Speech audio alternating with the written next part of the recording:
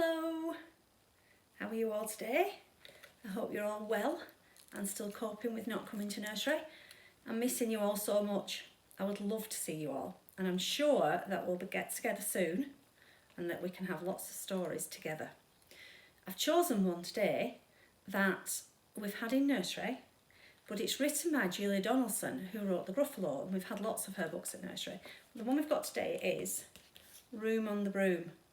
There are some bits of this story that you might want to join in with because they are repeated. So as soon as you hear them and you hear them being repeated, you could join in.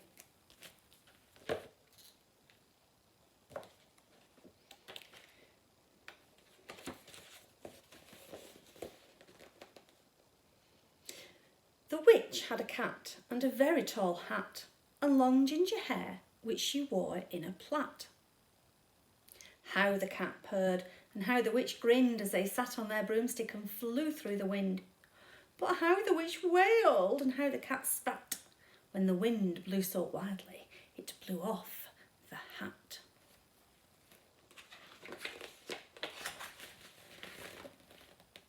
Down, cried the witch, and they flew to the ground.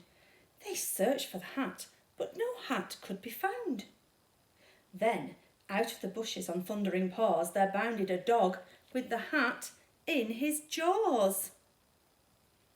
He dropped it politely, then eagerly said as the witch pulled the hat firmly down on her head, "Woof, I am a dog, as keen as can be. Is there room on the broom for a dog like me?" "Yes," cried the witch, and the dog clambered on. The witch tapped the broomstick and whoosh, they were gone.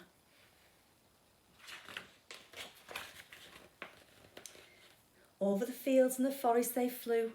The dog wagged his tail and the stormy wind blew. The witch laughed aloud and held on to her hat, but away blew the bow from her long ginger plait.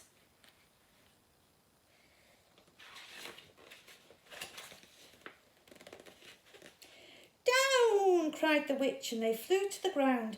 They searched for the bow, but no bow could be found. Then out from a tree with an ear-splitting shriek there flapped a green bird with a bow in her beak. She dropped it politely and bent her head low, then said as the witch tied the plait in a bow, "I am a bird, as green as can be. Squawk, is there room on the broom for a bird like me?" "Yes," cried the witch, so the bird fluttered on. The witch tapped the broomstick and whoosh, they were gone. Over the reeds and the rivers they flew. The birds shrieked with glee and the stormy wind blew. They shot through the sky to the back of beyond. The witch clutched her bow, but let go of her wand. Down, cried the witch, and they flew to the ground. They searched for the wand, but no wand could be found.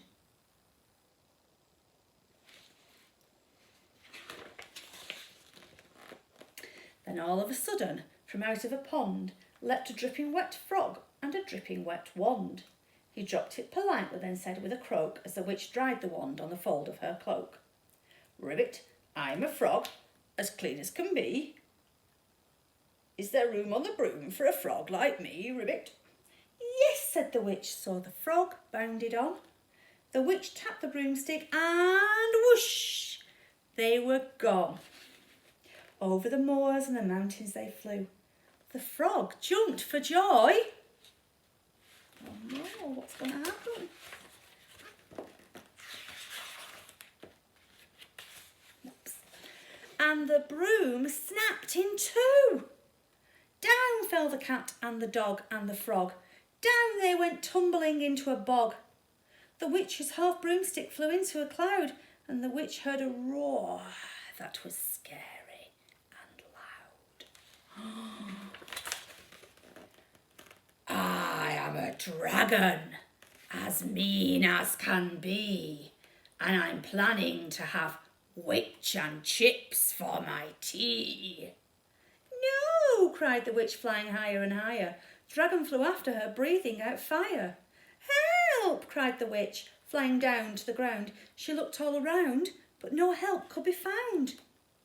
The dragon drew nearer and, licking his lips, said, "Maybe this once I'll have witch without chips.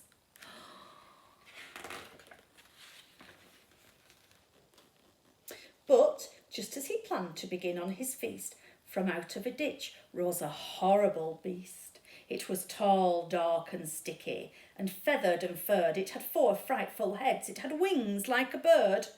And its terrible voice, when it started to speak, was a yowl and a growl and a croak and a shriek.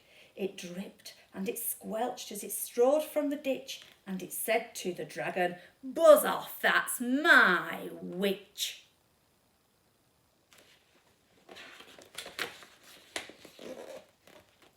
The dragon drew back as he started to shake. I'm sorry," he spluttered. "I made a mistake. It's nice to have met you, but now I must fly."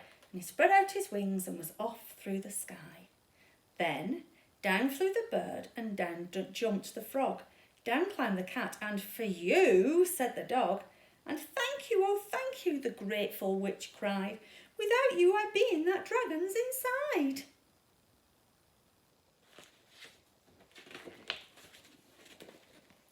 Then she filled up her cauldron and said with a grin, "Find something, everyone, throw something in."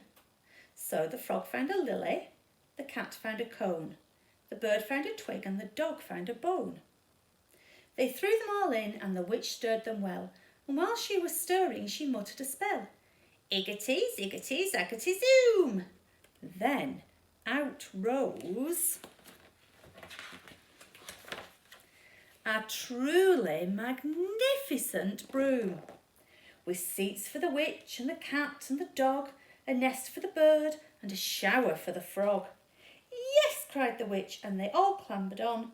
The witch tapped the broomstick and whoosh, they were gone. Do you remember that story now? Remember being in the quiet room and doing the whoosh bit? I like that. Right, I've got your challenge. I had to look around my house to find things that were different shapes, and I found this. Can you say what shape it is? That's right, it's a square, and we know that because it's got 1, 2, 3, 4 straight edges and 1, 2, 3, 4 corners. And then I found this. This is my tub of glitter that I use for everything. And on the end of it, if you look, what shape is that? Go on, shout it out. That's right, it's a circle. And we know it's a circle because it's got no straight edges, just the one curved edge all the way around it, and it's got no sharp pointy corners. So that's the circle. What I want you to do today is I want you to go around your house and find some objects that are square or circle, and see what you find. Happy hunting.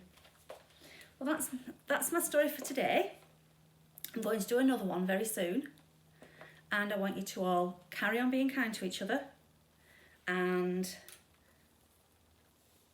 do as you're told, because it's really important at this time that we all get on with each other. So I want you to take care, and I will see you again very soon. Bye.